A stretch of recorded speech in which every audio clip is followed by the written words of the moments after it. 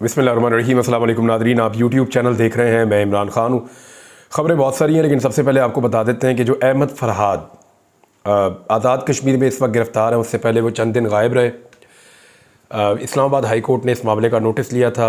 Justice Mohsin Akhtar Kiani साहब ने इस मामले को बड़े ज़ोरदार तरीके से उठाया था। उसके बाद बहुत हलचल थी इस्लामाबाद के ऐवानों में, और फिर पता चला कि वो आज़ाद कश्मीर की पुलिस ने उनको अचानक गिरफ़्तार किया 29 तारीख को, मई की 29 को। और तब से लेकर अब तक पता चल रहा है कि वो बीमार भी हैं और उनको एक अस्पताल पहुंचाया गया, जहां पे कुछ घंटों के लिए अस्पताल ले जाया गया। वहां पे उनके कुछ टेस्ट किए गए, क्योंकि उनके घर वालों ने इस बात का शुबा जाहिर किया था कि उनको खुदा न खास्ता कोई स्लो पॉइजनिंग की गई है या उनकी ज़िंदगी को ख़तरा हो सकता है। बहरहाल जो तस्वीर आई हैं वो डिस्टर्ब और परेशान करने वाली हैं। उनकी सेहत बहुत ज़्यादा ख़राब है। पहले को बहुत ज़्यादा वो शायर तबीयत इंसान है, आपको पता है वो हसास लोग होते हैं। पहले भी वो बीमार रहते थे, लेकिन अभी उनकी हालत बहुत ख़राब थी। और तो नाज़रीन, फजलुर रहमान साहब का जो बड़ी खबर एक और है, वो टेम्परेचर उनका बढ़ता चला जा रहा है। मैंने कई दफ़ा आपको कहा कि फजलुर रहमान साहब एक्चुअली स्टेटस को की पॉलिटिकल पार्टीज़ के साथ ज़्यादा कंफर्टेबल रहते हैं। ये रियलिटी अपनी जगह पे, लेकिन वो ये समझते हैं कि उनके साथ बहुत बड़ी ज़्यादती हुई है। यानी जिस तरह से PMLN को जिताया गया, जिस तरह से पीपल्स पार्टी को जिताया गया, जिस तरह से MQM का जो वजूद ही नहीं था उसको अदम से वजूद में लाया गया, यानी बहुत बड़ी तादाद में सीटें MQM को गिफ्ट कर दी गई, और फजलुर रहमान साहब को उतनी सीटें भी नहीं दी गई जितनी MQM की हैं। यानी वो बहुत छोटी होगी उनकी पार्टी, बड़ी स्क्वीज़ हो गई, सिकुड़ गई उनकी पार्टी। फजलुर रहमान साहब को ये लग रहा था कि मेरी ताकत तो MQM से ज़्यादा है, तो उस निस्बत से अगर मुझे नशिस्तें मिलेंगी तो फिर मैं बहुत बड़ी एक मेजॉरिटी हासिल करने में कामयाब हो जाऊंगा, और मेरे बगैर ये निज़ाम चल नहीं सकेगा, मेरे बगैर हुकूमत चल नहीं सकेगी।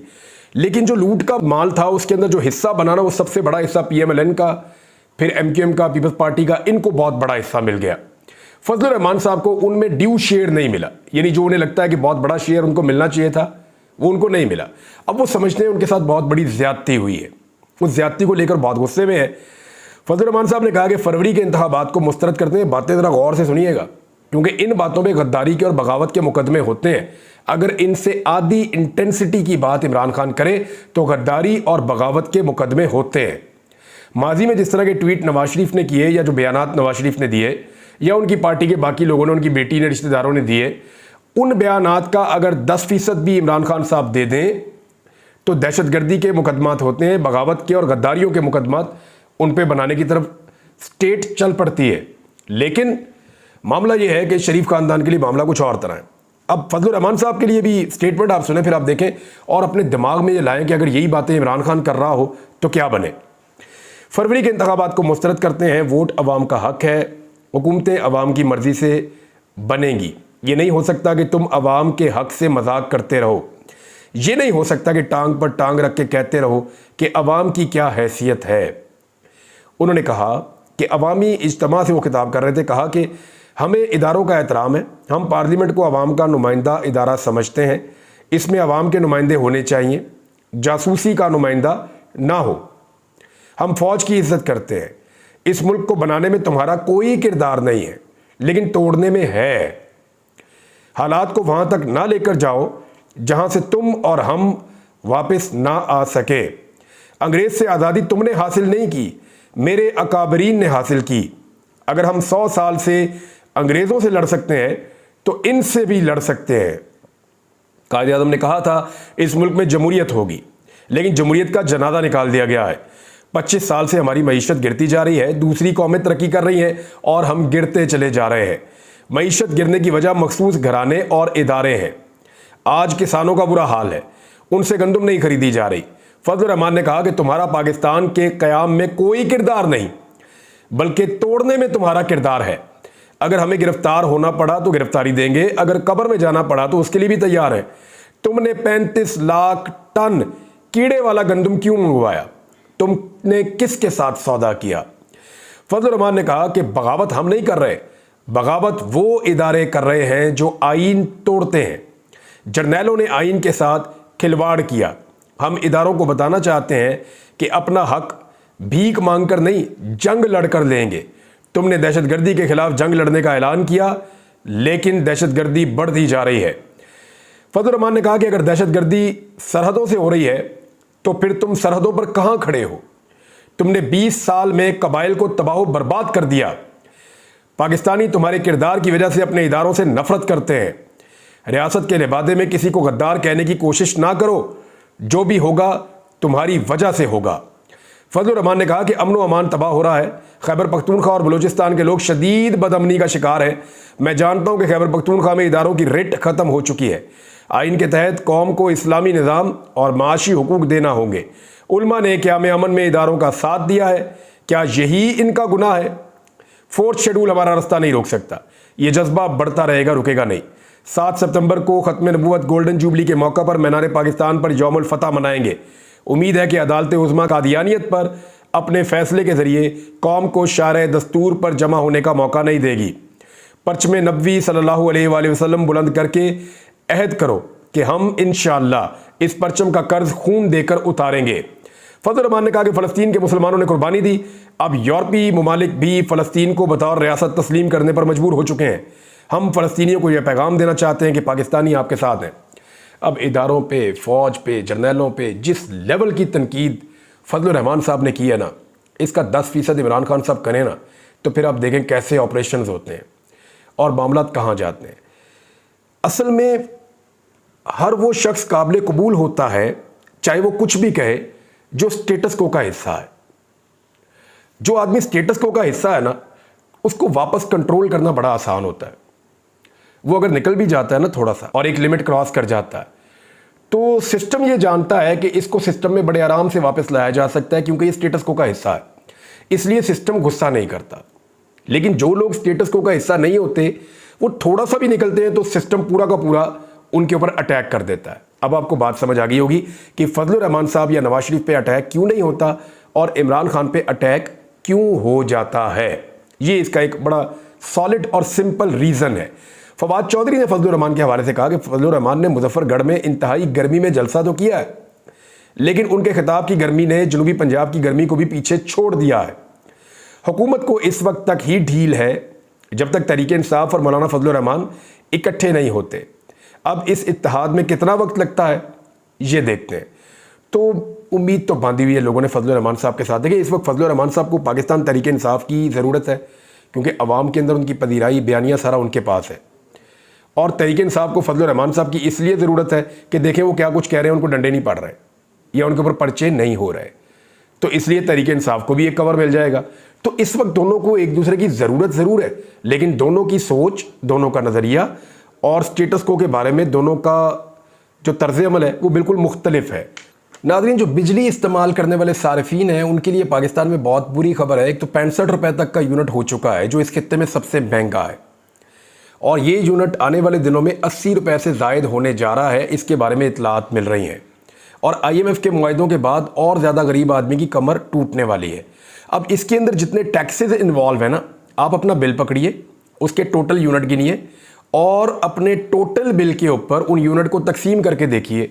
मैंने कल 2 बिलों को तकसीम करके देखा है, वो 125 रुपये से ऊपर का यूनिट बन रहा है। इस तरह के टैक्स इन्होंने बीच में लगा दिए हैं। यानी अगर यूनिट की प्राइस लेनी है तो सारा कुछ उसके अंदर होना चाहिए ना। मजीद जो टैक्सेस हैं, मैं अभी कुछ बिल लेकर आऊँगा, आपके सामने रखूँगा, आपको दिखाऊँगा कि पाकिस्तान में किस तरीके से धोखा किया जा रहा है सारिफीन के साथ, और बिजली की कीमत लगातार बढ़ती चली जा रही है। मियाँ असलम इकबाल ने इस पर स्टेटमेंट दिया। उन्होंने कहा, शदीद तरीन गर्मी में बनता तो ये था कि हुकूमत आवाम के लिए किसी आसानी का सामान करती और उनको बिजली के बिलों में कुछ रिलीफ देती, ताकि गरीब आदमी कम से कम एक पंखा या कूलर बगैर परेशानी के चला सकता। मगर यहाँ इस मुस्तरद टोले ने एक बार फिर बिजली के बिलों में इजाफा करके आवाम को आग के कुएं में धकेल दिया है। हालात ये हैं कि लोग बिजली का बिल भरने के लिए अपने घरों का सामान बेचने पर मजबूर हैं। ये जी मियाँ असलम इकबाल का स्टेटमेंट है। और अब मैं कुछ स्टेटमेंट्स आपको याद दिला दूँ कि मरियम नवाज ने कहा था कि 200 यूनिट तक बिजली हम मुफ्त देंगे, यानी जो गरीब लोग 200 यूनिट तक बिजली इस्तेमाल करेंगे, पंखा शंखा लाइट वाइट, उनकी बिजली मुफ्त कर देगा पाकिस्तान, जैसे ही हम इलेक्शन जीत कर हुकूमत बनाएंगे। फिर बिलावल आए, बिलावल ने कहा जी जैसे ही हम लोग हुकूमत बनाएंगे हम 300 यूनिट तक चले जाएंगे। फिर मरियम ने भी, यानी सब ने मिलकर फिर एक से बढ़ के एक स्टेटमेंट आ रहा था, तो ये लोग 300 यूनिट तक पहुंच गए थे कि बिजली मुफ्त देंगे। अब इन दोनों जमातों ने मिलकर हुकूमत बनाई हुई है और बिजली को महंगे से महंगा करते चले जा रहे हैं, अपना वादा भी पूरा नहीं कर रहे। तो इनको इनका वादा तो हम याद दिलाते रहेंगे। 2 नंबरी पाकिस्तान में इस तरह की हो रही है जिसमें से एक के ऊपर निशानदेही की है साकिब बशीर साहब ने। ये सीनियर जर्नलिस्ट हैं, बड़ी ज़बरदस्त बात इन्होंने लिखी है। उन्होंने कहा कि एक्स यानी ट्विटर 17 फरवरी को बंद किया गया था। 4 हाई कोर्ट्स में 4.5 माह से केसेस ज़ेरे इल्तवा है। अदलिया भी रूटीन में चलाई जा रही है। शुरू में सिंध हाई कोर्ट ने इब्तदाई ऑर्डर दिया था कि बंदिश खत्म की जाए, लेकिन इसको हुकूमत ने लिफ्ट ही नहीं कराई और ना ही अदालत ने अमल दरामद के लिए जोर लगाया। इस्लामाबाद हाई कोर्ट 11 जून, सिंध हाई कोर्ट 6 जून, पेशावर हाई कोर्ट 7 जून को समाअत करेगी, जबकि लाहौर हाई कोर्ट की अभी तक तारीख ही नहीं आई। दूसरी जानिब हुकूमत भी टस से मस नहीं हो रही। अलबत्ता वज़ीर-ए-आज़म पाकिस्तान से लेकर नीचे तक सब अपनी अपनी पोस्ट के लिए VPN का इस्तेमाल कर रहे हैं। अजीब मजाक है इस मुल्क में। इस 4.5 माह की सूरत हाल से एक अलमिया ने जन्म लिया है कि कल सोशल मीडिया का कोई भी प्लेटफॉर्म हुकूमत किसी भी वक्त बंद कर दे, इसकी दाद रसी के लिए कोई फोरम मौजूद नहीं है। जो फोरम है उसकी हालत एक्स वाले मामले में आपने देख ली होगी। यानी अदालत तो इंसाफ दे ही नहीं पा रही। देखें, सोशल मीडिया अब एक बहुत बड़ी रियलिटी है। अब ये बुनियादी इंसानी हुकूक का मामला हो गया है। आप ये देखिए ना कि पाकिस्तान में ट्विटर या एक्स बंद है पिछले कई महीनों से। 4 महीने हो गए उसको खोल ही नहीं रहे। मार्च गुजर गया, अप्रैल मई गुजर गया, फिर आधा जो है वो फरवरी गुजर गया और अब जून का महीना शुरू हो गया और अभी तक जो है वो ट्विटर की बंदिश खत्म नहीं की जा सकी इस मुल्क के अंदर, जहां पे करोड़ों लोग इसको इस्तेमाल करते हैं। और वज़ीर-ए-आज़म जो है वो उसको गैर कानूनी और गैर अखलाकी तरीके से VPN लगाकर इस्तेमाल कर रहे हैं। बाकी सारे भी ऐसे ही कर रहे हैं मजबूरन, लेकिन वज़ीर-ए-आज़म की क्या मजबूरी है, फिर वो उसको छोड़ दें। 2 बड़े अहम केसेस हैं जो अब अदालतों में लगने जा रहे हैं। उनमें से एक लाहौर हाई कोर्ट में है और जो दूसरा केस है वो इस्लामाबाद हाई कोर्ट में है। बड़े अहम केस है। लाहौर हाई कोर्ट वाला केस ये है कि इलेक्शन एक्ट में जो तरमीमी ऑर्डिनेंस जारी किया गया 2024 का, जिसको आसिफ अली जरदारी साहब की गैर मौजूदगी में यूसुफ रज़ा गिलानी साहब ने, क्योंकि वो चेयरमैन सेनेट है और सदर की गैर मौजूदगी में चेयरमैन सेनेट जो है वो सदर का ओहदा संभाल लेता है, लिहाजा यूसुफ रज़ा गिलानी साहब ने 2 ऑर्डिनेंस जारी किए थे और उनको चैलेंज किया गया है लाहौर हाई कोर्ट में, क्योंकि लाहौर हाई कोर्ट में ये मामला फंसा हुआ है। ख़ास तौर पे जो इलेक्शन ट्रिब्यूनल वाला मामला है, इलेक्शन ट्रिब्यूनल के लिए हाजिर सर्विस हाई कोर्ट के जजेस को तैनात किया जाता है, उनको नोटिफाई किया जाता है। लाहौर हाई कोर्ट ने 6 जजेस के नाम भी दिए हैं, लेकिन इस नोटिफिकेशन के मुताबिक जो रिटायर्ड जज हो चुके हैं उनमें से मर्जी के जजेस को भी ट्रिब्यूनल बनाया जा सकेगा। इलेक्शन कमीशन को नाम हुकूमत दे देगी, फलां फलां को बना दे, वो उनको बना देंगे और वो हुकूमत के मुताबिक फैसला देंगे। यानी अपनी मर्जी के जजेस लाओ, अपनी मर्जी के फैसले कराओ। रिटायर्ड जजेस अपनी मर्जी के ला रहे हैं वो। अब इसमें ये केस जो है वो लग गया अदालत में। डॉन न्यूज़ के मुताबिक जस्टिस शम्स महमूद मिर्ज़ा नदीम सरवर की वसातत से दायर दरख्वास्त पर समाअत करेंगे। दरख्वास्त में सदर मुमलिकत वज़ीर-ए-आज़म को बदरिया प्रिंसिपल सेक्रेटरी फ़रीक बनाया गया है। इसके अलावा पटिशन में इलेक्शन कमीशन को भी फ़रीक बनाया गया है। इसमें जो मौक़िफ़ है वो ये है कि इलेक्शन एक्ट तरमीमी ऑर्डिनेंस आईन से मुतसादिम है। ऑर्डिनेंस के मुताबिक ट्रिब्यूनल्स के लिए हाजिर सर्विस जज की तैनाती के लिए चीफ जस्टिस से मुशावरत होगी। रिटायर्ड जज की तैनाती के लिए मुशावरत ना करना खिलाफ आइन और कानून है। देखिए, ये ऑर्डिनेंस से इसलिए नहीं हो सकता कि इसके लिए आइन को बदलना पड़ेगा और आइन में तरमीम करने के लिए ज़रूरी है कि 2/3 अक्सरियत मौजूद हो और 2/3 अक्सरियत के लिए ज़रूरी है कि कादी फ़ायद साहब उस बेंच में बैठें और अक्सरियत उनका साथ दे दे फुल कोर्ट में और वो मखसूस नशिस्तें PMLN, पीपल्स पार्टी, फजलुर रहमान और बाकी जमातों में बांट दें। तो इस तरह फिर कादी साहब की एक्सटेंशन का मामला भी हो सकता है और इस किस्म की जो तरामीम है आइन के अंदर जो अपने फ़ायदे के लिए की जानी है, इस निज़ाम और सिस्टम को बचाने के लिए की जानी है, फॉर्म 47 की हुकूमत को आगे बढ़ाने के लिए की जानी है, फिर वो की जा सकेंगी। दूसरा जो एक अहम केस है उसके बारे में भी मैं आपको बता देता हूँ। वो जस्टिस बाबर सत्तार साहब की फैमिली का जो डाटा लीक किया गया था सोशल मीडिया पर और उनके खिलाफ एक तौहीन आमेज़ सोशल मीडिया पर मुहिम चलाई गई थी, ये 3 जून को समाअत के लिए मुकर्रर है। 3 जून को और भी केसेस लगे हुए हैं। एक ये फुल कोर्ट का केस है, सुप्रीम कोर्ट ऑफ पाकिस्तान में लगने जा रहा है मखसूस नशिस्तों वाला। जो एक और केस है, क्योंकि ये जो दिन है ना कल का, वो सारा अदालत का दिन है ऐसा लगता है, क्योंकि उसमें साइफर वाला मामला भी आगे बढ़ेगा, कुछ और कानूनी मामला भी आगे बढ़ेंगे। तो ये तौहीन अदालत वाला मामला जो है ये भी वहाँ चलेगा, जिसमें जस्टिस मोहसिन अख्तर कियानी साहब की सरबराही में लार्जर बेंच समाअत करेगा और जस्टिस तारिक महमूद जहांगीरी और जस्टिस सरदार एजाज इसहाक खान भी इसका हिस्सा होंगे। पहले ये केस 6 जून को लगाया गया था, अब इसको 3 जून के लिए मुकर्रर कर दिया गया है। एक बड़ी अहम बात है इमरान खान साहब के हवाले से, और अब कुछ लोगों को समझ आना शुरू हो गई है। पहले सबको ये लगता था कि इमरान खान साहब जेल से जो स्टेटमेंट देते हैं वो जज्बाती स्टेटमेंट देते हैं, लेकिन वो जज्बाती स्टेटमेंट नहीं है। अब सबको समझ आ रही है कि इमरान खान बहुत सोच समझ कर स्टेटमेंट देते हैं। जब वो बयान देते हैं तो उनको आइडिया होता है कि मेरे बयान के बाद इस किस्म का रिएक्शन आएगा, और उस रिएक्शन के बाद चीज़ें किस तरफ जाएंगी उनको ये भी आइडिया होता है। मिसाल के तौर पे महमूदुर रहमान कमीशन रिपोर्ट वाला मामला जब उन्हें खोला तो इमरान खान को शायद ये आइडिया था कि ये मामला चला जाएगा गद्दारी की तरफ, और फिर बहुत हसास तरीके से सब इसको देखेंगे कि जी इदारों को और अवाम को लड़ाने की साजिश है, और इसको अदालत में लाने की धमकी दी जाएगी और हमें डराया जाएगा, मुकदमात की धमकियाँ दी जाएंगी।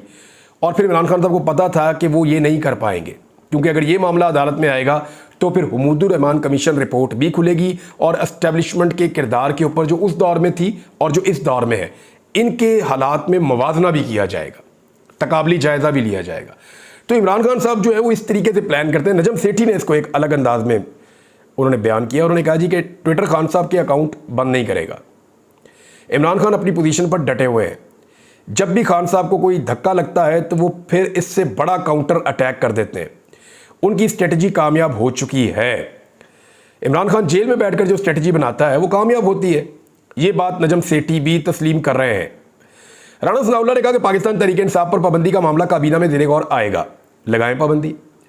मेरे ख्याल में अगर पाकिस्तान तहरीक-ए-इंसाफ पर इस मामले पर पाबंदी लग गई ना तो पाकिस्तान की हर सियासी जमात पर पाबंदी लगेगी आने वाले वक्त में।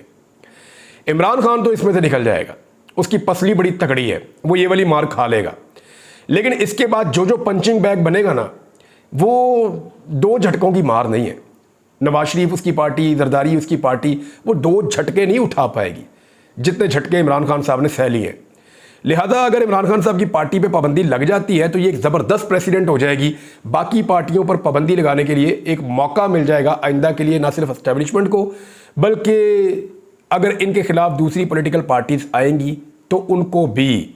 बाबर अवान साहब ने लगता है इसके हवाले से एक स्टेटमेंट दिया। उन्होंने कहा इमरान खान को तोड़ने का प्लान बनाते थे ये सब मिलकर, यानी इमरान खान को तोड़ने का प्लान बनाया था और इमरान खान ने इन सब को तोड़कर रख दिया है। ये जी बाबर अवान साहब का स्टेटमेंट है। नाज़रीन कुछ और चीज़ें बाद में शेयर करते हैं। अब तक के लिए इतने, अपना ख्याल रखिएगा, अपने इस चैनल का भी। अल्लाह हाफ़िज़।